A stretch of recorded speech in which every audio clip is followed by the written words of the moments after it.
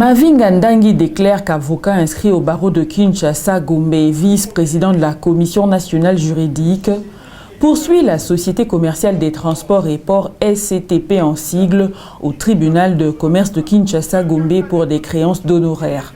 Les faits remontent à l'année 2022. Selon les avocats de la partie de Mandres, leurs clients auraient signé un abonnement avec la SCPT ex-Onatra. Le demandeur soutient que la défendresse ne se serait pas acquittée des honoraires dont elle aurait bénéficié des prestations. Des honoraires dont le montant s'élève à 1 239 473 $ américains. La partie de Mandres aurait saisi le bâtonnier pour résoudre ce litige qui l'oppose à la SCTP. La demanderesse a obtenu du président de la Cour d'appel de Kinshasa-Gombe un titre exécutoire pour saisir les avoirs de sa débitrice, la SCTP. Une saisie immobilière a été pratiquée sur un immeuble appartenant à la défendresse. Les avocats de la partie défendresse affirment que Mavinga Ndangi aurait fait une taxation des honoraires sur des prestations que sa cliente ne reconnaît pas. Les 10 honoraires auraient déjà fait l'objet des contestations de la part de sa cliente. Ils soutiennent que la SCTP aurait versé une caution suffisante pour permettre aux parties de poursuivre avec les discussions.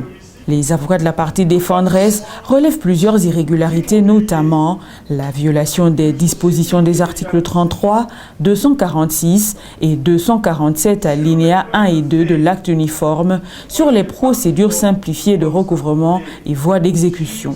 Ils demandent au tribunal la contre-expertise des immeubles saisis et annuler la saisie immobilière pratiquée par la partie défendresse. La consignation n'a pas été suffisante.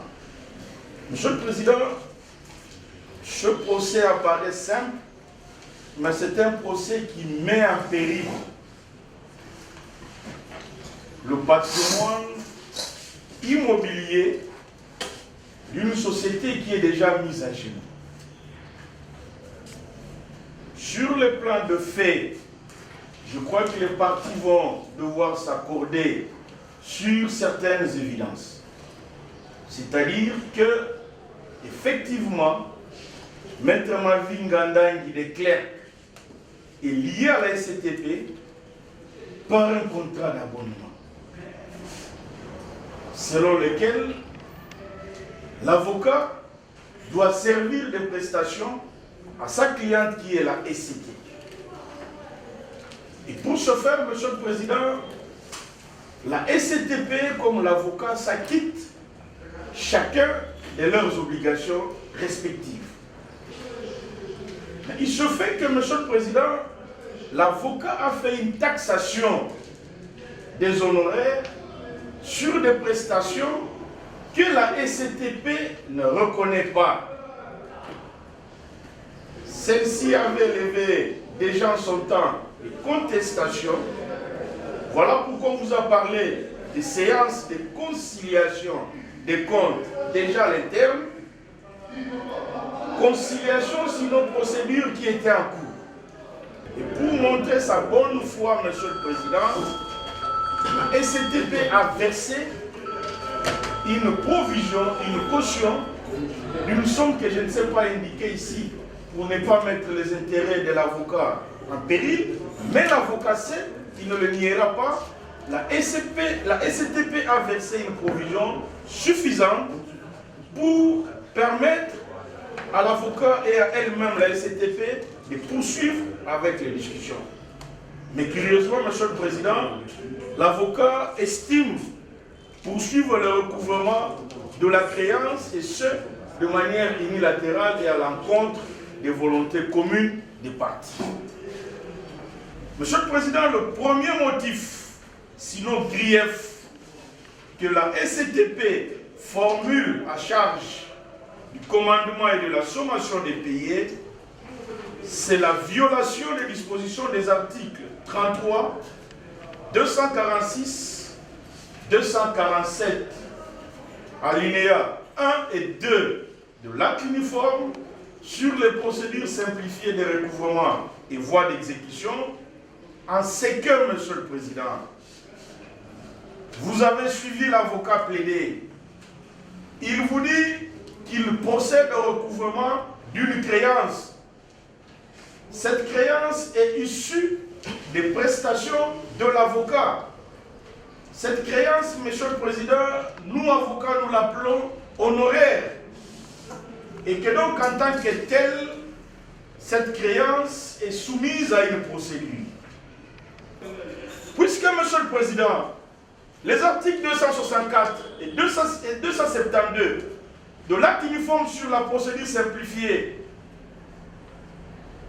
de créance, Monsieur le Président, autorisent la partie que nous sommes, dans nos dires et observations, à solliciter de votre tribunal la contre-expertise. Voilà une des premières demandes que la SCTP formule.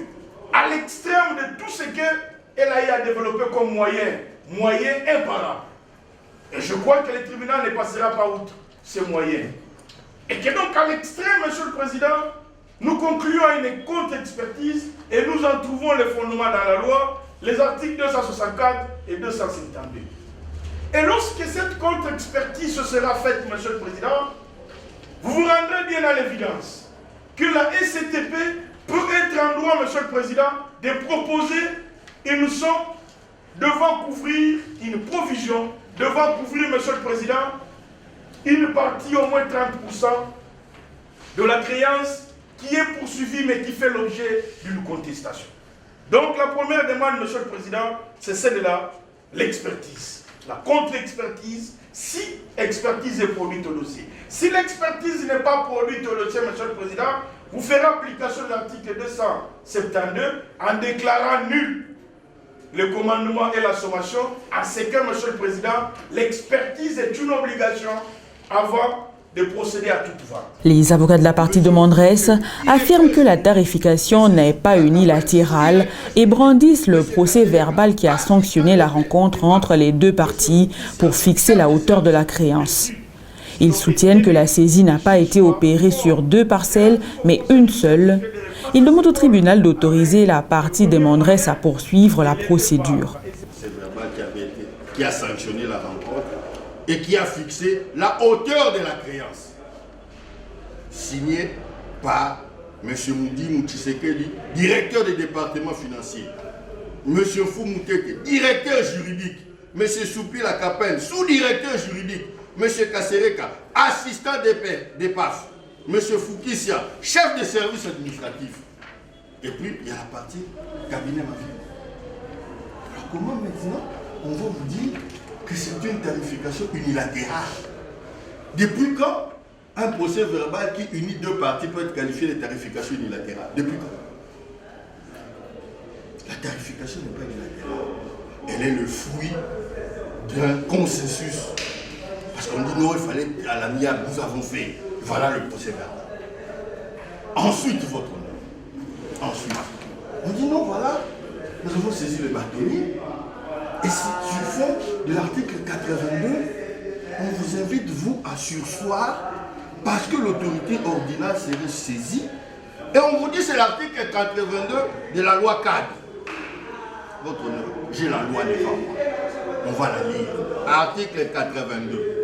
Les avocats sont tenus de retracer au fur et à mesure dans les documents comptables déterminés par les lois et règlements du Conseil national de l'ordre toutes les opérations d'ordre pécuniaire auxquelles ils procèdent. Ces documents sont destinés notamment à constater le versement des fonds, remise des faits ou valeurs qui leur sont faits à titre de leurs opérations professionnelles ainsi que les opérations portant sur ces versements et remises. Dites-moi où à l'article 82, il est dit que si une juridiction est saisie, on peut retourner devant le bâtonnier, la juridiction doit surseoir. J'ai la loi avec moi. L'article 82, je viens de vous dire, la loi, elle est là. Article 82 de la loi cadre sur le barreau. Mais la SCPT vient faire accréditer une thèse sur laquelle vous devez surseoir le temps que le Conseil de l'ordre se décide. Mais votre honneur, où est la base légale? On vous a vanté l'article 82. L'article 82 ne le dit pas. Le texte est là, je viens de le lire devant vous. Je vous ai produit les évidences. Le certificat d'inscription du commandement au fait de saisie immobilière. La parcelle, elle est identifiée. Ça, c'est chez les conservateurs des titres immobiliers de Kinshasa-Gombe. Volume, donc volume AGL 534 folio 84, parcelle numéro 597. Le titre existe, votre honneur. L'immeuble est couvert par un certificat d'enregistrement, raison pour laquelle on a transmis le commandement au conservateur pour qu'il appose, pour qu'il annexe au niveau du titre que lui détient. On peut dire qu'il n'y a pas de titre. Il n'y a pas deux parcelles qui ont fait l'objet de la saisie. Il y a une seule parcelle qui est couverte par un certificat d'enregistrement établi au nom de la SCPT. Vous allez tout simplement barrer la route à titre, comme nous avons dit, préalable à la SCDP, qui ne peut pas être reçu parce que les secrétaires seront reçus. À peine des déchéants. Donc ils sont déchus. Dès l'instant où ils ne l'ont pas fait dans les délais requis, ils sont déchus. Voilà pourquoi nous disons qu'effectivement vous allez confirmer et vous allez continuer, autoriser Mavinga à continuer ce qui a été fait. Ainsi, ne serait-ce que par rapport à ce moyen, nous l'avons constaté, le tribunal constatera avec nous. L'organe de la loi, dans son avis, demande au tribunal de déclarer la nullité du commandement. Ainsi, ne serait-ce que par rapport à ce moyen, nous l'avons constaté, le tribunal constatera avec nous que cette pièce est recevable et fondée. Par conséquent, le tribunal déclarera la nullité du commandement et ce sera la justice. Après avoir entendu toutes les parties et l'avis du ministère public, le tribunal clôt le débat, prend la cause en délibéré pour se prononcer dans le délai de la loi. Et c'est estimant suffisamment éclairé, il va clore le débat et prendre l'affaire en délibéré pour faire intervenir son œuvre juridictionnelle dans un délai de 10 jours.